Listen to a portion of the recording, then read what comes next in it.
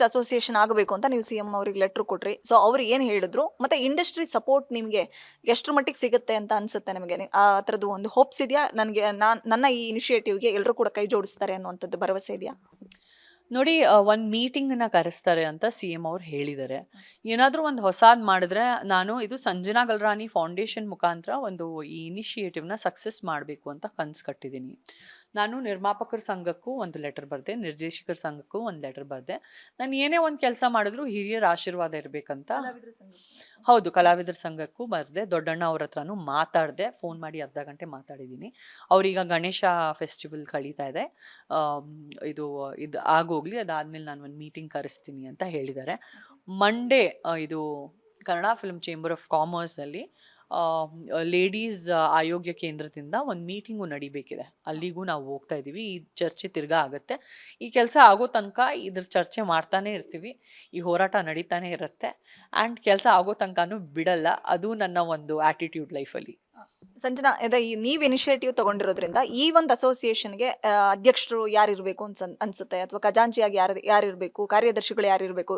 ನಿಮ್ಮ ತಲೆಯಲ್ಲಿ ಯಾರನ್ನ ಕೂರಿಸ್ಬೇಕು ಅಂತ ಇದೆ, ಅಥವಾ ತಾವೇ ಅದರದ ಉಸ್ತುವಾರಿನ ವಹಿಸ್ಕೊಳ್ಬೇಕು ಅನ್ನೋ ಥರದ್ದು ಏನಾದರೂ ಆಲೋಚನೆಗಳಿದೆಯಾ ಅನ್ನೋಂಥದ್ದು?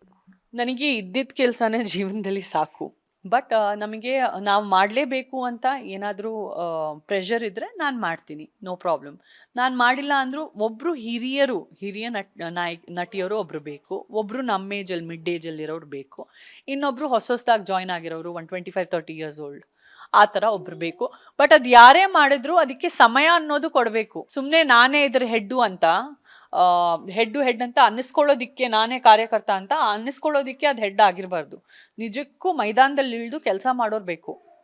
ಸೊ ಅದು ಯಾರೇ ಆಗಿರ್ಬೋದು, ಅದಕ್ಕೆ ಎಲೆಕ್ಷನ್ಸ್ ಆದರೂ ಮಾಡಿ ವಾಲಂಟರಿ ಆಗಿ 20 ಜನ ಕೂತ್ಕೊಂಡ್ಬಿಟ್ಟು ನಾನು ಮಾಡ್ತೀನಿ ಅಂತ ಹೇಳ್ಬಿಟ್ಟು ಯಾರಾದರೂ ಆಗಿ, ಬಟ್ ಒಟ್ಟಿನಲ್ಲಿ ನಮಗೆ ಸ್ಯಾಂಡಲ್ವುಡ್ ವುಮೆನ್ ಆರ್ಟಿಸ್ಟ್ ಅಸೋಸಿಯೇಷನ್ನ ಸ್ಥಾಪನೆ ಆಗಬೇಕು.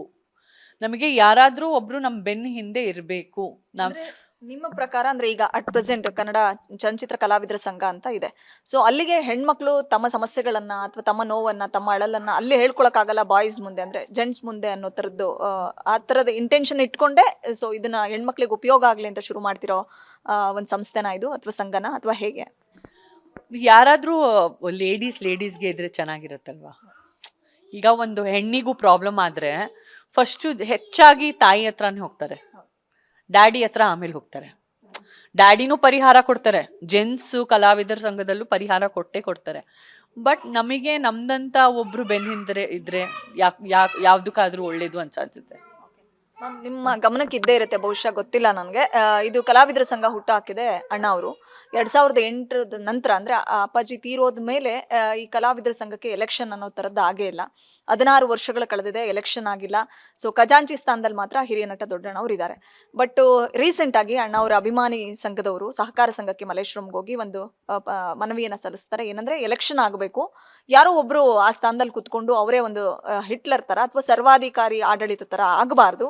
ಎಲೆಕ್ಷನ್ ನಡೆದು ಯಾರು ಅಧ್ಯಕ್ಷರಾಗಬೇಕು, ಯಾರು ಖಜಾಂಚಿಗಳಾಗಬೇಕು, ಅವರವರು ಸ್ಥಾನದಲ್ಲಿ ಅವ್ರು ಕೂತ್ರೆ ಕಲಾವಿದರ ಸಮಸ್ಯೆಗಳು ಗೊತ್ತಾಗುತ್ತೆ ಅಂತ ಅವರು ಒಂದು ಲೆಟರ್ ಬರೆದಿದ್ರು.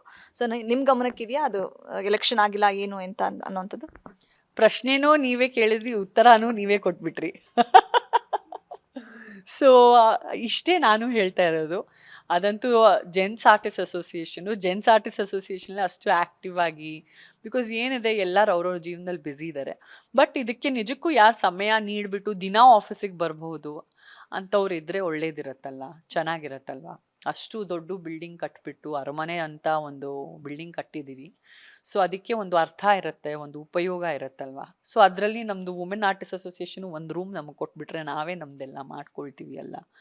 ಆ್ಯಂಡ್ ವರ್ಷಕ್ಕೆ 1 ಸಲನೋ ಅಥವಾ 2 ಸಲನೋ ಎಲ್ಲ ಲೇಡೀಸ್ ಆರ್ಟಿಸ್ಟ್ ಅಸೋಸಿಯೇಷನ್ ಅವ್ರನ್ನ ಕರೆದ್ಬಿಟ್ಟು ಒಂದು ದೀಪಾವಳಿ ಹಬ್ಬ ಆಚರಣೆನೋ ಅಥವಾ ಏನಾದರೂ ಒಂದು ಸೋಷಲ್ ಸರ್ವಿಸ್ ಆಚರಣೆನೋ, ಅದರಿಂದ ಏನಾದರೂ ಒಂದು ಹಣ, ಏನಾದರೂ ಒಂದು ಇನ್ಕಮ್ ಬಂದರೆ ಅದು ಯಾರಾದರೂ ಅನಾಥ ಆಶ್ರಮಕ್ಕೆ ತಲುಪಿಸೋದು, ಏನೋ ಒಂದು ಸೋಷಿಯಲ್ ಆ್ಯಕ್ಟಿವಿಟಿನೋ ಆ ಥರ ಮಾಡ್ಬೋದು. ತುಂಬ ಹಲವಾರು ನಾನಾ ರೀತಿಯ ಆ್ಯಕ್ಟಿವಿಟೀಸ್ ಮಾಡ್ಬೋದು.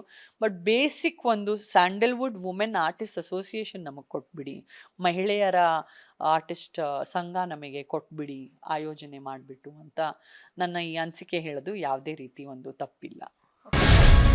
ಗ್ಯಾರಂಟಿ ನ್ಯೂಸ್, ಸುದ್ದಿ ಖಚಿತ, ನ್ಯಾಯ ನಿಶ್ಚಿತ.